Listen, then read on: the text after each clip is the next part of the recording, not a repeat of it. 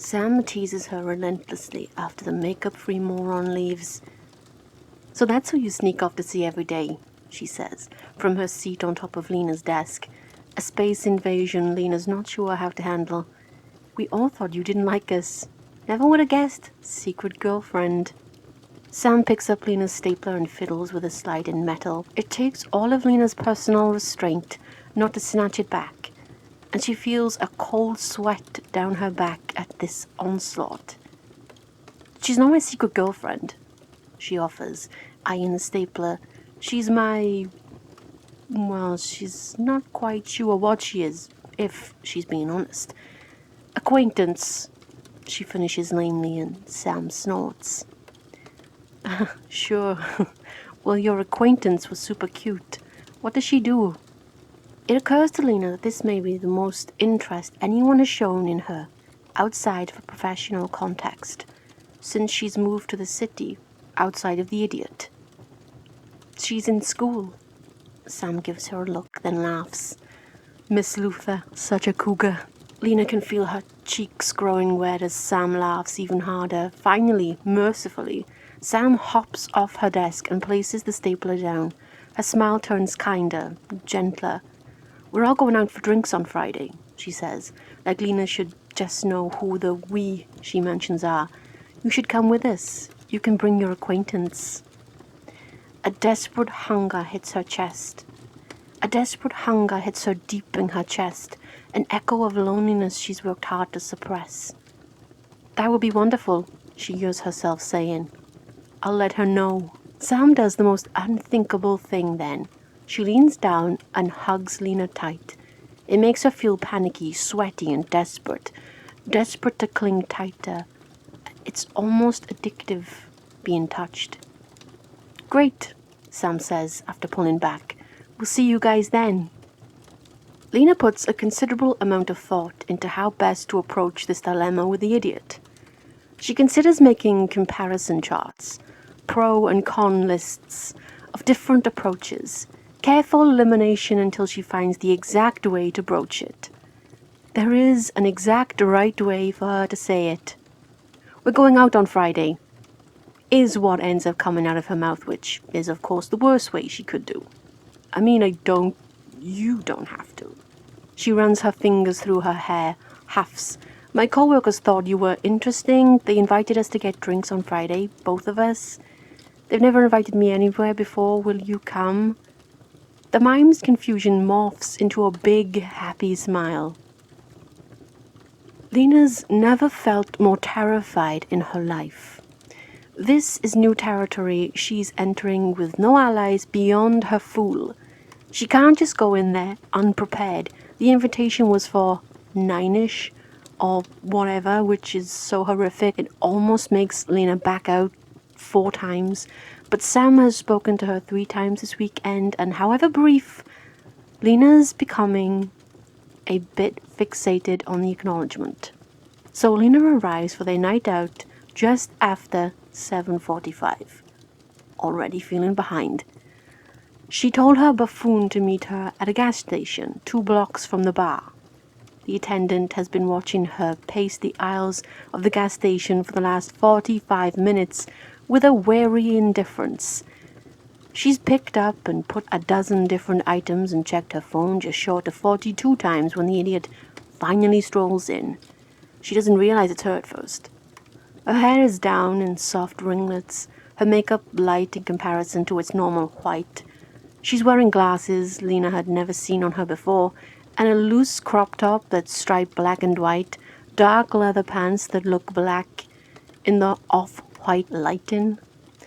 Deep-set attraction creeps down Lena's stomach, hitting her like a punch to the gut. "Do you ever not dress like a fucking mime?" Lena asks, then immediately regrets, but thankfully the idiot just laughs and laughs. "You look nice too, Lena," she says in a thick accent. Lena can't quite place. The feeling in her groin jolts again. She hates this. She wants this to never end. "Okay, here's the plan," Lena says, deciding an offensive approach is best in this moment. "We will arrive approximately 2 minutes early to the bar. I will do most of the talking, obviously. She gestures to her foolish mime, like a tire. And we will both do our best to not make them hate me any more than they already do. The amused smile fades from the fool's face, and much to Lena's horror, she steps in to pull her into a tight hug. A confused and alarmed sound emits from deep within Lena's chest, but she allows the contact for nearly 20 seconds before slithering her way through. Yeah, let's not make a habit of that. The mime laughs, lets her hand fall to grip Lena's upper arms affectionately, her face soft in the fluorescent, stuttering lights above. She says, "They don't hate you. You really gotta chill out, dude." That the first words spoken by the idiot are those makes Lena want to scream directly in her face, but her life spent in etiquette classes tampers it down to a scathing glare. And of course the idiot just smiles and plods onward. This isn't a business transaction. Your friends from work want to hang out at a bar. It'll be fun, Lena mumbles, angrily and embarrassed. And it doesn't sound fun to me. It sounds stressful, honestly. I think this is a mistake. The clown grabs her arm before she can retreat and pulls her into another loose embrace, much to her shame. Lena hesitantly returns it. "That's just your brain freaking out," her idiot mumbles into her hair. "Okay, what happens if we skip this and go get burgers instead?" I never get invited out again. I add to the pile of negative gossip that surrounds me every day. I make no lasting bonds with my coworkers. Also, I get sick, probably because I'm a vegetarian. The idiot blinks owlishly, then grins. "Right, okay, and what happens if we go?" Lena lets out a little huff. "I make a fool of myself. I make everyone hate me even more. The rest of her words are mumbled into the buffoon's palm. She pulls back, spluttering a bit. "Ugh, why are you so salty?" "Sorry I ran here. Listen, you gotta stop assuming the worst case scenario all the time. Look, your brain is freaking out. You're trapped in fight or flight mode, but the only choice you can pick is flight. Do you want me to tell you what's going to happen?" Lena nods, terrified. "We get drinks with your coworkers. It'll be awkward. You'll probably say something weird, but you don't freak out about it. People will move past it. I'll be charming and compensate for you. We all get a little tipsy. You say something cute and endearing. The night ends with everyone thinking what a pleasant surprise it was hanging out with Lena and her super hot girlfriend." Lena's brain stutters to a halt halfway through the play-by-play, and wow, is there too much to unpack there? "Why do I have to be the weird one?" she says, latching on to the first thought that presses through the chaos of her brain. "You're the fucking mime." "Yeah, but I'm cute about it," the idiot says with a grin that only fuels Lena's fury. The idiot grabs her hand and begins to drag her from the station. "God, this is such a mistake," Lena mumbles. "We just gotta walk into the bar and see all of my coworkers like, 'Oh, hello everyone, this is my idiot mime, please accept us.'" The idiot laughs again. "Maybe let me do the talking." "You're a mime, you never do any talking," she pauses then adds, "and you are not my girlfriend." Her buffoon throws an arm around her and continues to giggle like she doesn't believe her. She hates the fool. Their entrance is met with a mixed review of greetings. Most seem wary and distrustful of her presence, understandably considering her family. Sam at least seems genuinely happy to see them. "Lena," she pulls her into a hug. Tonight overflows with physical affection, it seems, and then hugs the idiot as well, who of course returns it just as enthusiastically. "I'm so glad you came, and nice to see you again."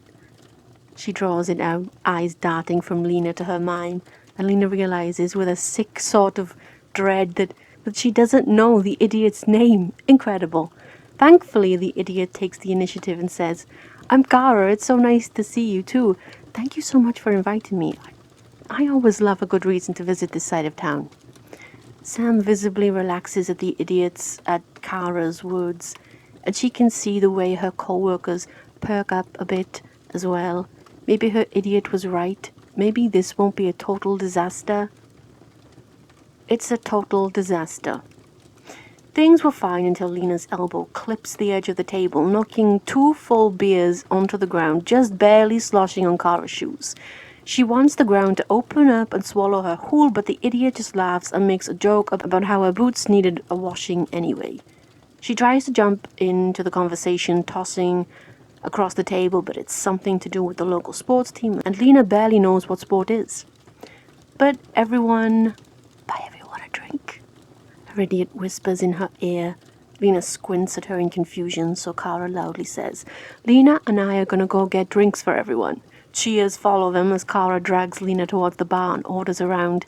"Free drinks make everyone happier," Kara says sagely. Lena just accepts this and instead asks, "Why didn't I know your name?" "You never asked," Kara says.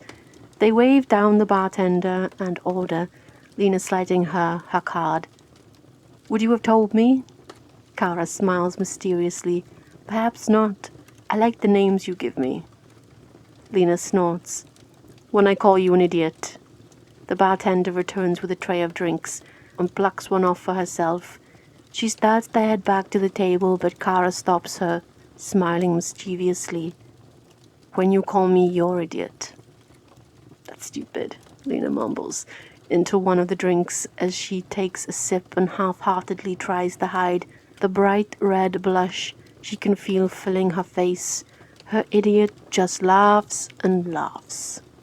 Things start to get easier as their drinks get lower. Lena's always been a talkative drunk, and she soon finds herself in the middle of a debate with 2 co-workers on the in-depth politics of the Star Wars universe. Her tongue feels a little heavy and her head a little light, but her co-workers are laughing and their yells are in competitive joy rather than frustration. The walls that always shut her up when she enters a room seem to be falling away, and Lena's genuinely, deeply happy. Her eyes lazily drift across the bar as she realizes her Kara has vanished, but she soon spots her waiting in line behind what appears to be a bachelor party. They lock eyes and Kara crosses her eyes comedically, mimicking one of the especially drunk men in the group who is telling a very loud, physically expressive story. Lena can't stop the snort that escapes her at the sight, and her laugh only worsens as the idiot increases her miming tenfold, only to accidentally bump into the man she's impersonating. Watching her like that, miming like usual, but in bar clothes and pretty makeup, is like seeing 2 people at once, her idiot merging with this new person, this Kara, so difficult yet somehow the same. "You 2 are cute," one of her co-workers says, cutting through her thoughts. "How long have you been dating?" "Oh, we're not, You remind me of me and my first husband," her co-worker continues, cutting her off with her own nostalgia. "We could have a whole conversation across the room with just a look and a nod. That kind of connection is something special." Lena's not sure how to say she's learned to pick up cues from watching her mime in a park every day, so she just smiles blandly. The office intern cuts in then, his voice grating. "Wait, you're dating? Or did you say she was single? Because she is." Oof. He bites his lip obnoxiously, eyeing Kara from across the bar. Lena feels every muscle clench at once. "She's off the market," she snaps. The intern visibly deflates. "Oh, I didn't know you..." "Yep," she says, popping her lips on the P. He looks disappointed but still perks up just a bit when Kara comes back. "Hey, so Kara..." He starts, but Lena already out of her seat and dragging Kara away. "I have to use the bathroom," she says as way of explanation. Kara follows, without question, and even as they walk past the restroom door, she's patient, watching Lena pace back and forth before her in the empty hallway adjacent to the main barroom. "We're not dating," Lena finally says. Kara is visually unaffected. "Okay. I mean it. I don't date mimes." Kara's smiling at her, and it's making her mad. "I believe you." The feeling from before is creeping upward in her chest. "Good, because I'm not going to date you. I'm not going to ask you to." Lena wants to scream. Instead, she crowds Kara back against the wall and kisses her. There's only a second of frozen surprise before Lena softens against her, wraps her hands around Lena's waist. She only meant for it to be a quick kiss, or maybe not. She didn't exactly have a plan going into this, but at the feel of Kara's tongue sliding across her bottom lip, all higher thinking shuts down. It's only when the door slams nearby that she jumps back like she'd been shocked. Kara's just staring at her, a dreamy look in her eyes. "You're being weird," Lena mumbles, red-faced, with smeared red lips, and jogs away.